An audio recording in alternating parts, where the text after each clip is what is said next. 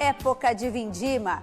Colheita de uvas atrai milhares de turistas, principalmente para a Serra Gaúcha. Alguns fatores são determinantes para bons espumantes e vinhos. Também vamos falar sobre a produção de outras duas bebidas, a cachaça e a cerveja. Mesmo em dias quentes, o gaúcho não deixa de lado o chimarrão. Mas cuidado com a temperatura da água. Fique com a gente, eu sou Lizemara Prates e o Agroband está no ar.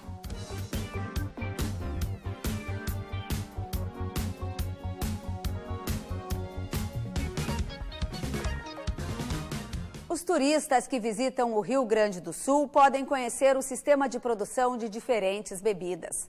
Agora é época de vindima. A colheita de uvas atrai milhares de turistas, principalmente para a Serra Gaúcha. Vamos saber agora quais são os fatores determinantes para bons espumantes e vinhos.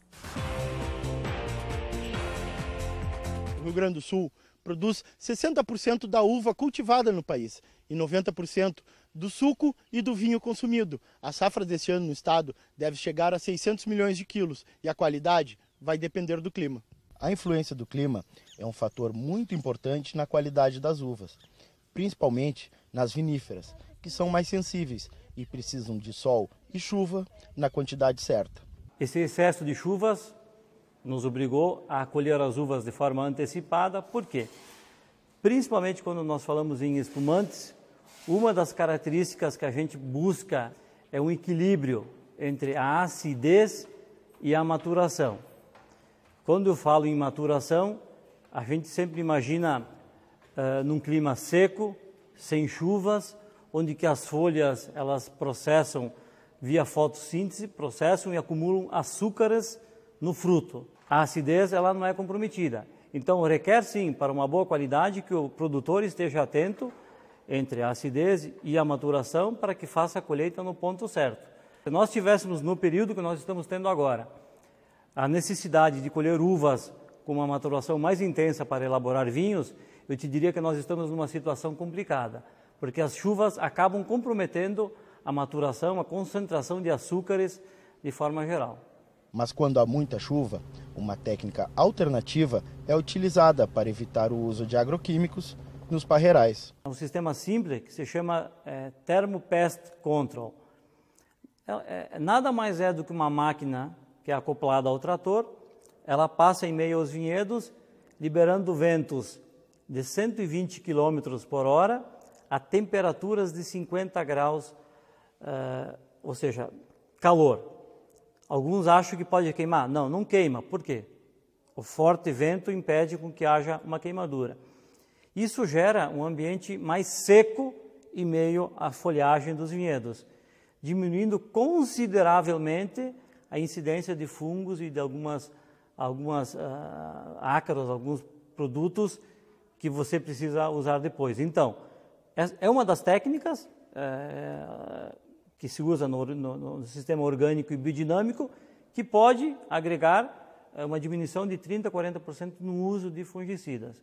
Ao final da colheita, o enólogo chama atenção para o manejo que deve ser adotado. É um trabalho que requer um cuidado desde setembro, outubro, de todo um manejo que é feito no vinhedo, adubação de forma controlada para que não tenhamos um excesso de produção, desfolha, tirada de galhos. Então você chega nesse período agora, se você fez todo esse manejo cultural, esse trabalho de acordo, se você entrar num período agora, mesmo com excesso de chuvas, o seu trabalho não fica comprometido, porque você fez todo aquele trabalho anterior. O cacho de uva, ele é produzido no mesmo ramo que vem do ano, ou seja, inicia uma brotação, a gema começa a botar a primeira folhinha, a segunda folha, o ramo cresce e aqui vai produzir o cacho.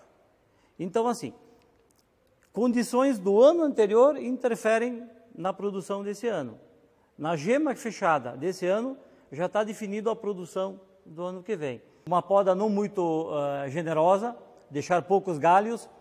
Essas produções, eu diria caseiras, as pessoas querem muitas vezes uma planta que faça sombra no seu quintal e também querem uma planta que produza bons frutos. Essas duas condições não são condizentes. Por quê? Se você quer uma árvore, uma planta para sombra, você tem que deixar muitos galhos.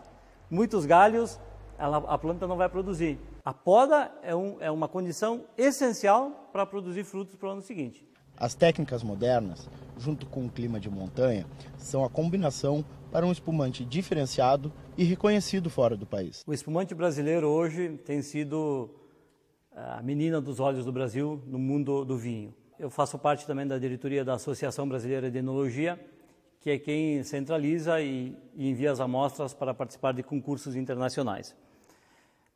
O Brasil foi reconhecido pela OIV, Office Internacional do Vin, em 85, ou seja, até então nós não éramos reconhecidos frente ao mundo dos vinhos. De lá para cá, o Brasil já recebeu mais de 4.000 prêmios em concursos internacionais. A maior parte dessas premiações se devem aos espumantes.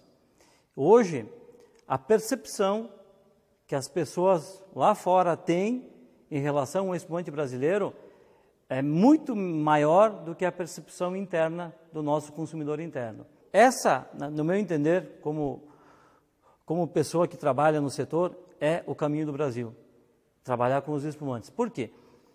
As nossas condições climáticas, aquilo que envolve, eu diria, o terroir, que envolve solo, clima, fator humano, elas nos remetem favoravelmente frente a uma série de outros países. Isso nos dá uma condição privilegiada. Os visitantes também podem